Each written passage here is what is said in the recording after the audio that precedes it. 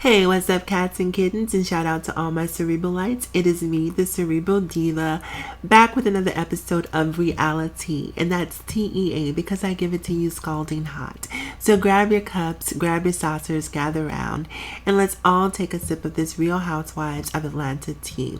Alright, so before we dive into this, I apologize in advance. My voice is super raspy. I'm still waking up, and as much as I talk about tea, I should probably actually have a cup right now. So anyhow, moving forward, we're going to be talking, before we talk about it, so far we've heard from Candy, Porsha, and Nene sort of via tweet, and now Kenya Moore, who's famous for chiming in with her 2 cents, is also doing so about the part 4 of the reunion that concluded last week. So what we're going to do, Kenya stopped by Hot 97, I believe it is, in New York, to talk with Charlamagne and Angela Yee and DJ Envy. And she actually dropped a couple of interesting nuggets during this interview. So the interview is about a half hour long, you guys, and I know no one has time for a half hour interview. Certainly not on YouTube. So what I'm going to do is I'm just going to sort of jump to the interesting, sort of the meaty, juicy parts, and I'm going to let you guys hear what she has to say. I may preface it by giving you the context of what she's saying before she says it.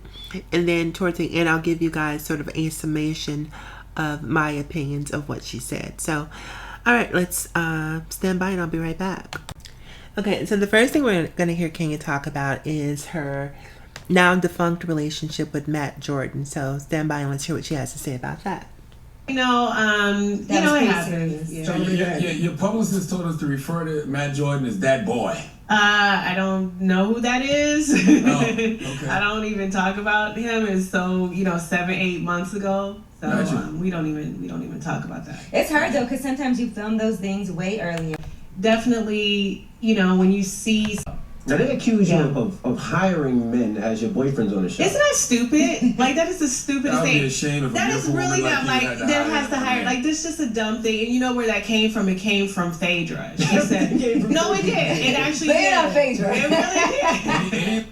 Now, I find that really interesting because I agree. When I look at Kenya and people keep accusing her of hiring men as a boyfriend, I'm like, Kenya's a beautiful woman. At the very least, she has 99 problems, but a man isn't one. So I don't understand why people buy into that fallacy that she has to hire boyfriends, especially Walter.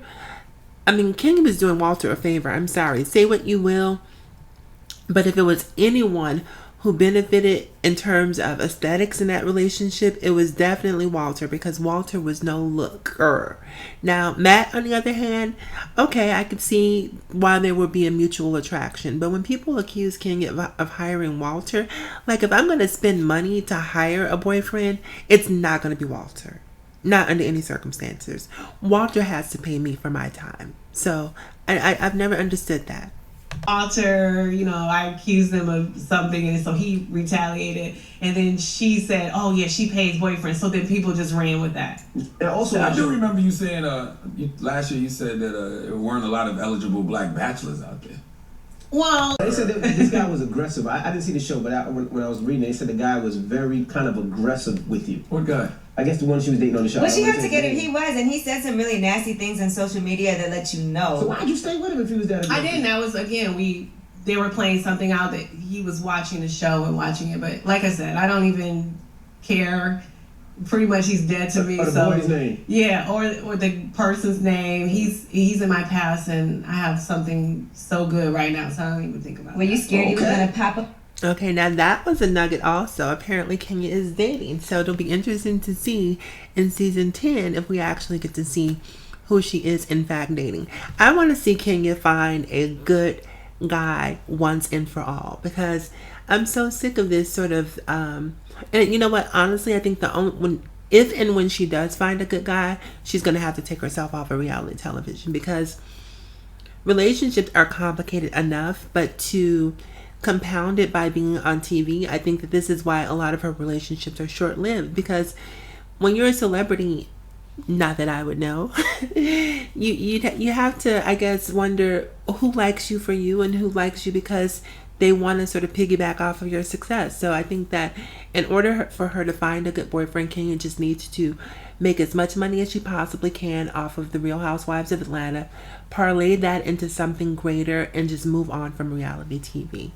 More power than you think we do, and of course, we're not bothered with stuff like that. But wasn't that reunion crazy though? It was the craziest reunion. Yeah, They need all y'all up there though. It could have just been Phaedra, Porsha, Candy. They could have just left it with those three. Yeah, it was a mess. Now explain your gun incident, because we seen on Instagram that somebody run up on your crib, and you got a couple of pistols at the crib.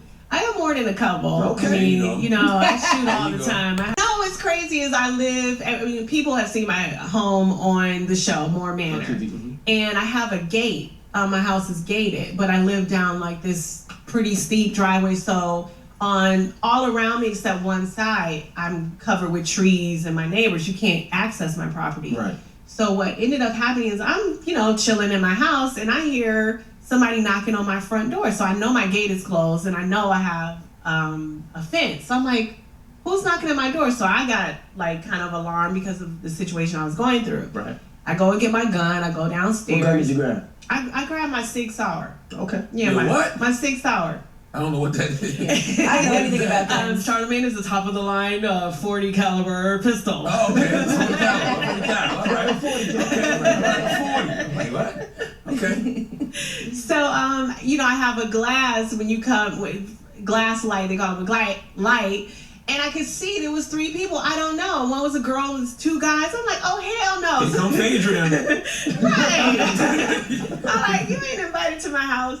So I had to take the gun and put it down so I could unlock my door. I have this big, heavy door. And when they saw me with the gun, they just took off. Sometimes you pick wrong men because you want a family so bad? You know what? It's not that I want a family so bad. I think any woman wants a home that they can call their own, whether it means a husband, a partner, children, a dog, whatever the case. I just want that ideal situation. So it's not that I want it so bad. It's something that I want. Mm-hmm. And I think that all women make mistakes when it comes to men. Mm-hmm. We all stay at times in relationships that are not necessarily healthy, and we learn from it and we keep going, and then we find a prince, and then it's all over. Is there a lot of pressure from the producers for you to just come up with storylines and be interesting? No, actually no, but I think it's pressure to show your life. Mm-hmm. But I don't, I've never had a problem with story. I mean, I've been on 5 seasons and I've always had the top storyline. So but not just you in general. I mean, for everybody. Is there a lot of pressure? Like, I got to find something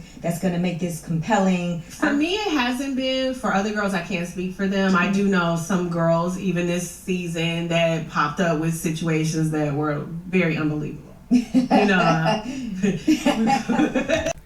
Now, when Kenya says she knows of some girls who popped up with situations that are unbelievable, the first thing that pops in my brain is that sort of a subliminal dig at Porsha and Todd's relationship in the whole baby nuptial episode, which did seem a little far-fetched if I'm being completely honest. So I think that that's what she's referring to in that particular instance. Honey, it's a lot. Like, why was this?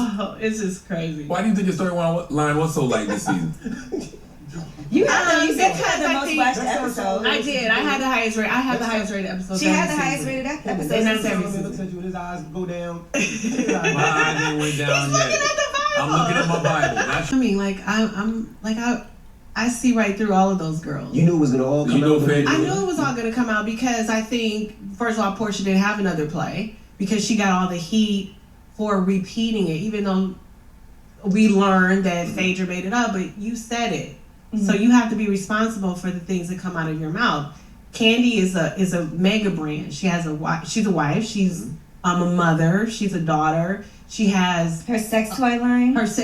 She has a lot to lose, and Candy has always been, bar none, the fan favorite of the show for the last I don't know how many years. Really? Yeah, she has. That's fact. She's a fan favorite.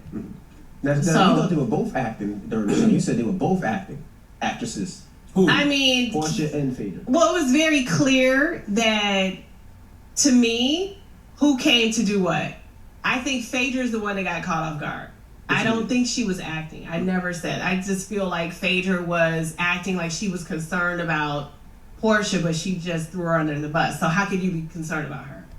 Really? You and Porsha had actually, I thought, were going to be friends at one point. I did so also, but when you sit on the show, even this season, and make up stories like about my car, and then saying something like I had to get my car wrecked and get money and all this stuff. Listen, I'm a self-made millionaire. I'm proud of that. I've worked my entire life. Mm-hmm. I don't spend just to impress anybody. I bought the cheapest house in the neighborhood and fixed it up. I just don't care about those things. You know what I mean? I look at things as investments. Mm-hmm. And so I just don't appreciate when another woman tries to tear me down in that way. You can talk about how I look. You can talk about how my clothes, my whatever. Don't talk about how I make my money. You think they don't should lie on me? I think one who consistently tells lies on other people and damages their brand on purpose. Isn't that what the show is about, though? Like, it seems like the show is about... I think people should fight fair, and lies and slander and defamation of character should be left to the criminal. Did you have sympathy for her at all? Did you have sympathy for Porsha at all? It didn't seem like you did. You're not a fan of Porsche. I don't have sympathy. She's not a fan of Porsches anyway. Yeah, I mean, I wouldn't for anyone. It didn't. You could put anybody in that situation. It could be Cynthia. Mm-hmm. I don't think that if you had a loaded gun and somebody gave it to you, you chose to shoot that gun. Mm-hmm. So to me, I can't have sympathy for you because you knew what you were doing. I said the producers are actually the ones that told her to say that. Phaedra has lied consistently from the first day she's been on the show. What other play did she have but to blame someone else? And she got caught in that because she also said, eventually it came out, that she told Porsha that Candy told her. The producer didn't make her say that, so that was a lie. So. Now, do you feel like Candy should sue her?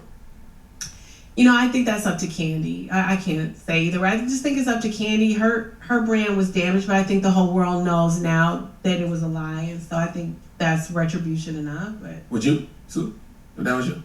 And they said you was drugging, you wanted to drug somebody and take them to your sex dungeon? That's because I'm often petty, I would probably say, yeah, I probably would. I would. That's a lot, because her brand is also that sex toy. I've had to send people cease and desist letters on the show before. Now, we've seen that Nene's returning, and Kim Zolciak is supposed to be returning. They said Nene's getting $2.5 million. Nene is not getting. I love you to death, Nene, but that didn't come directly from her. Mm-hmm. She ain't getting $2.5 million. Okay. That did not come from her. So why you say it like that, Kenya? She was already getting a mill at one point. But you. That's a big jump. I'm with you. But our rate. Okay, let's look at it the business way. Our ratings held. If you are $1 million liability and the ratings held, why would we pay you double 2.5? Yeah, of the amount that we were paying you before. Because it seems like they want Nene back. Are they getting the other? Was it Kim Zolciak coming back too? Yeah, Kim is coming back. Kim is coming back. Yes, Kim needs a check, so Kim will be back. I like this. Tardy for the party. What's that doing well? The checks were tardy, so she's over here trying to catch our purse. That white privilege ain't kicking yet for Kim. She's coming back. Well, we can see that you and Kim are going to be butting heads though on the next season. So you don't like Kim? I actually liked Kim. Kim came for me. Kim and I had a really great relationship. All right, you guys. I'm not going to make you listen to the rest of it. So far we heard her talk about Matt and how she doesn't acknowledge him anymore. We heard her talk about Phaedra and how she felt like she saw it coming. She had a premonition that this would all eventually come out, and it did, as we saw on the reunion. She talks about how she thinks that Porsha is equally culpable as much as Phaedra in terms of the fallout from this whole cast of lies, this web of lies that was lobbed at Candy.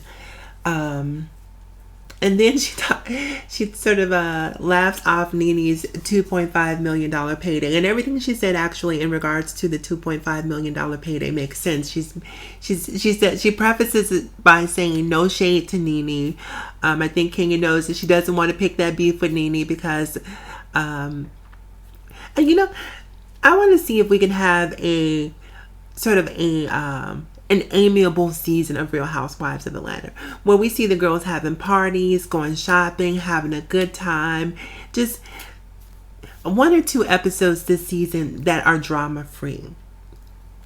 it would be interesting just to see what the dynamic was like between the women if you extracted that component. Would it still be an interesting show? Would people still tune in to watch, or are we all just, prone to wanting to watch a train wreck? So Kim was very careful in choosing her words about Nene's alleged $2.5 million pay hike, but it was also tinged with a little bit of shade if you listen closely. So anyhow, you guys, that is it for this episode of Reality. It is me, the Cerebral Diva. Remember to like, comment, subscribe, and share. And as always, in closing, you guys, remember to live better, love harder, and think smarter. I'll talk to you guys again soon.